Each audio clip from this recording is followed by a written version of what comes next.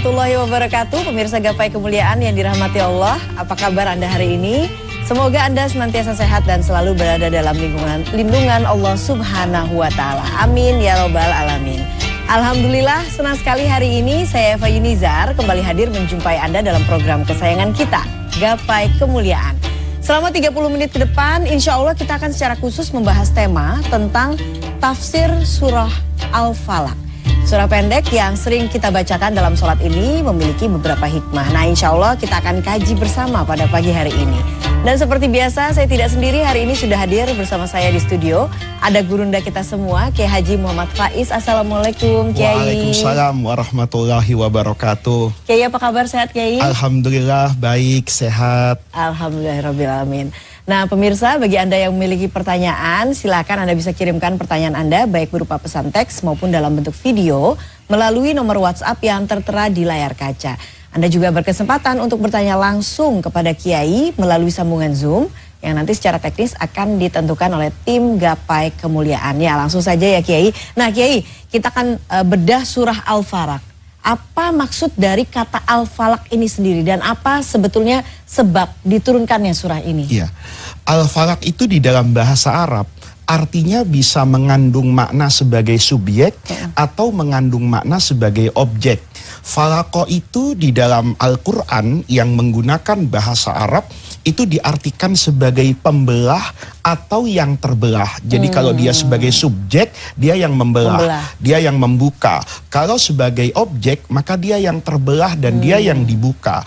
Dia dinamakan surah Al-Falaq, ini adalah nama yang paling masyhur dari surah ini, itu untuk mengajarkan kepada kita inti dan substansi dari tauhid, bahwa yang maha pembuka, yang bisa membuka, yang bisa mengurai, itu hanya Allah Subhanahu wa Ta'ala. Kenapa saya katakan terbelah?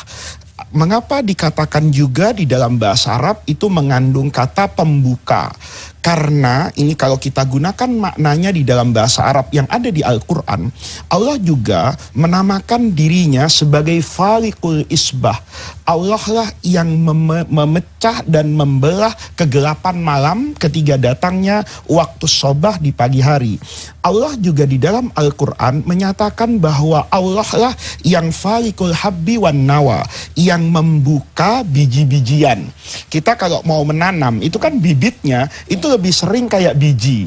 Dari biji ini bagaimana mungkin misalnya biji yang saya lemparkan ke atas tanah kemudian tumbuh menjadi tumbuh-tumbuhan kalau tidak terbukanya biji tersebut.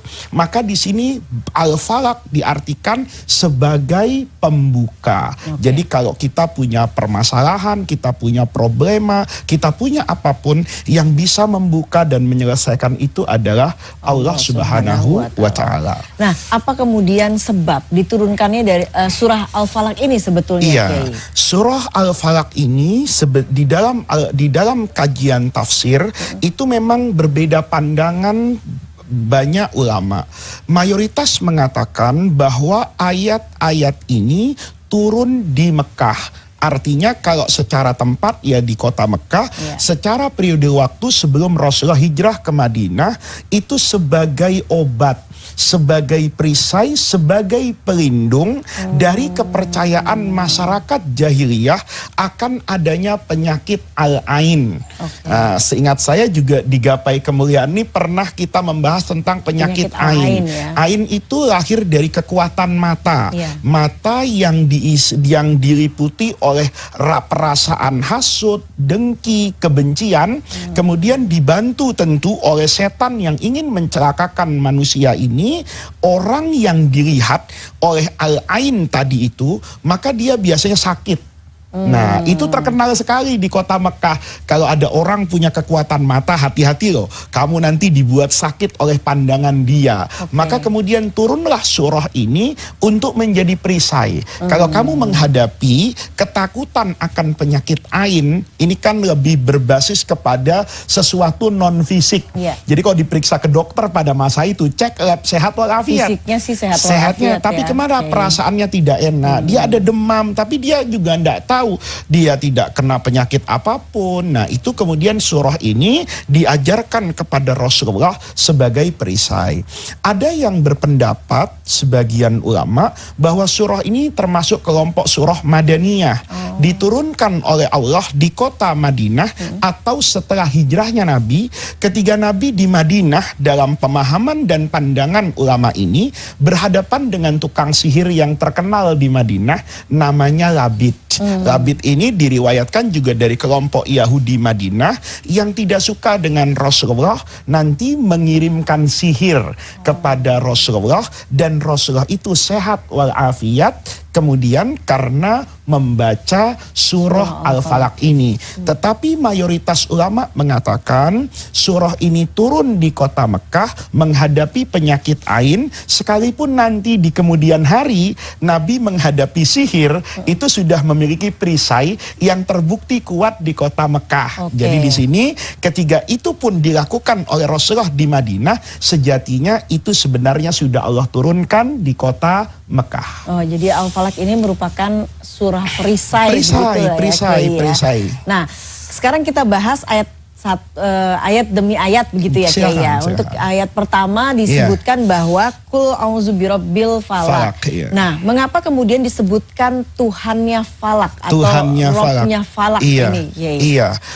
Kalau kita urutkan rangkaian katanya, itu kan dimulai dari a'udzu. Adza ya'udzu itu dalam bahasa Arab artinya keluar melangkah dari sesuatu yang ditakuti dan dikhawatirkan kepada sesuatu yang mampu memberikan rasa aman.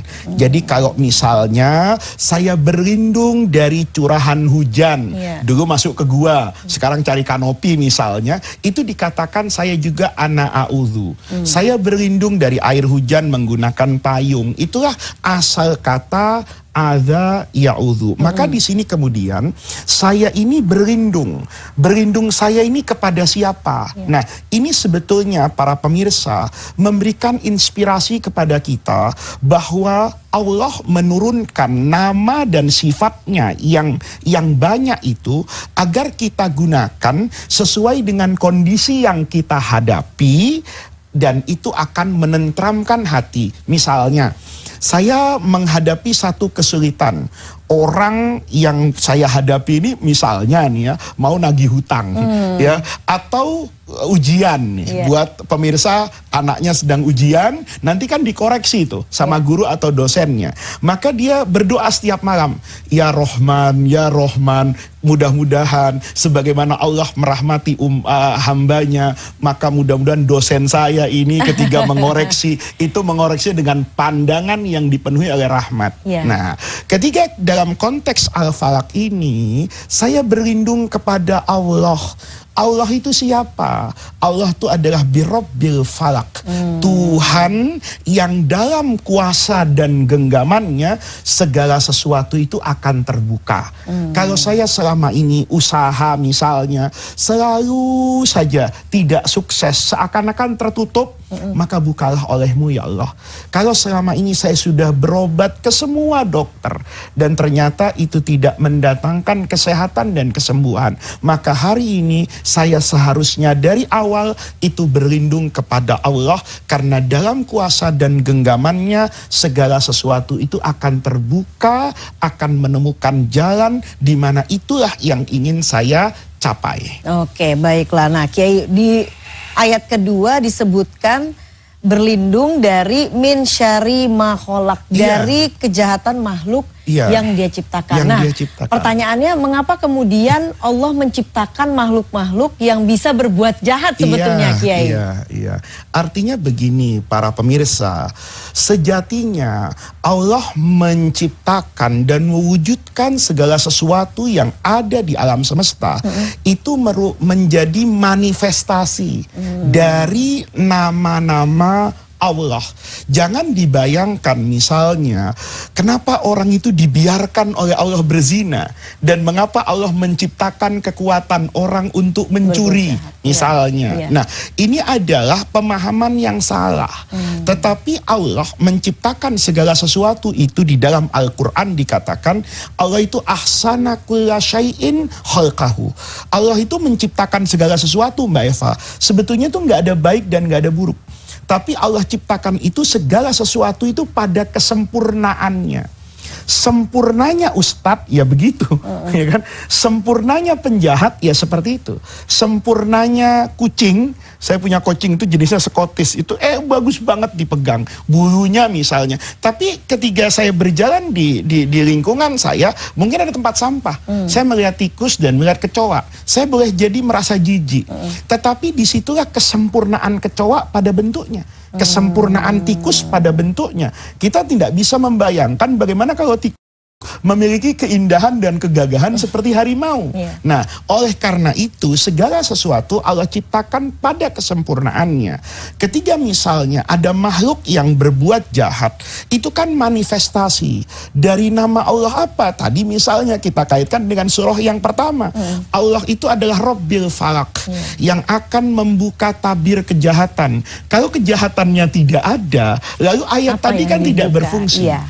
Dulu ada orang, Mbak Eva, berdoa di depan Ka'bah, bertemu dengan Sufi Agung Al-Imam Abdul Hasan As-Sadili itu. Dia berdoanya bagus, ya Allah, angkat semua kejahatan dari muka bumi, jadikan semua itu orang baik semuanya tanpa terkecuali. Maka Imam Abdul Hasan As-Sadili setelah ngelihat orang itu berdoa dipanggil. Kalau kemaksiatan itu hilang secara total di dunia ini, lalu hendak ditaruh di mana nama Allah yang Tawwab, Maha menerima taubat. Lalu kalau letakkan di mana Allah yang Al-Ghafur, yang Maha mengampuni. Adanya ampunan itu harus adanya kesalahan, karena tidak mungkin adanya ampunan tanpa adanya kesalahan. Maka semua makhluk sedari awal dalam penciptaannya, kalau kata orang Betawi itu dari sononya, itu punya potensi, potensi baik dan potensi buruk. Sama kan Mbak Eva, misalnya televisi ini punya potensi baik dan punya potensi buruk. Mic yang saya gunakan, kalau disampaikan menyampaikan tafsir, maka yang keluar kebaikan. Kalau saya pakai sarana yang dimiliki untuk menyebarkan hoak, kebohongan, maka yang lahir juga kejahatan. Potensi itu ada pada setiap makhluk. Allah tahu Faiz hari ini itu potensinya baik, kemudian menerangkan surah Al-Falaq. Allah tuh tahu sebelum saya diciptakan. Maka kemudian untuk mewujudkan ini, tentu segala sesuatu di dunia ini kan dengan takdir Allah, dengan kuasa Allah. Maka kuasa itu Allah ciptakan, tetapi bukan berarti sebagai paksaan dari Allah. Itu pilihanmu, tetapi Allah tahu kalau kamu akan memilih ini. Kayak pilpres itu Allah sudah tahu loh, yang menang itu 01, 02, 03. Tetapi ketika nanti misalnya yang menang salah satu kontestan ini, itu bukan berarti Allah memaksakan, tapi Allah tahu ada yang menang karena prestasinya, ada yang menang karena rekam jejaknya, ada yang menang karena punya modal yang cukup misalnya, ada yang menang karena pintar bermain curang. Itu kan semuanya Allah Maha tahu. Nah, kemahatauan Allah inilah yang kemudian dalam bahasa manusia dikatakan kholaqah, Allah ciptakan. Oke, baiklah. Nah, Kiai, kita akan lanjutkan ke ayat selanjutnya, tapi kita akan break terlebih dahulu, Kiai. Jangan kemana-mana, Gapai Kemuliaan akan segera kembali.